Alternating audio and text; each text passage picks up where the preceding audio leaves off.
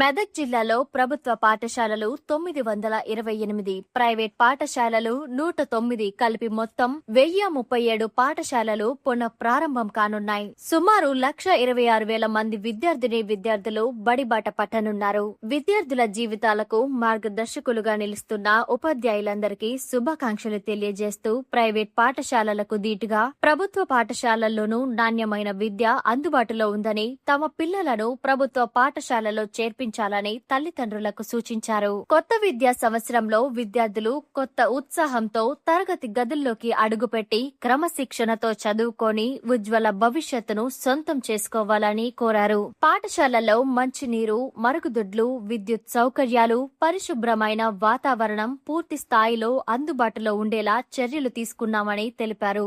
బడిబాట కార్యక్రమంలో భాగంగా మొదటి రోజే విద్యార్థులకు కొత్త పాఠ్య పుస్తకాలు, యూనిఫామ్లు అందించాలని అధికారులను ఆదేశించినట్లు పేర్కొన్నారు. ప్రభుత్వ పాఠశాలల్లో నాణ్యమైన విద్యా ప్రమాణాలు అందుబాటులో ఉన్నాయని తల్లిదండ్రులు నమ్మకంగా ఉండాలని మెదక్ జిల్లా కలెక్టర్ ప్రతిమా సింగ్ తెలిపారు.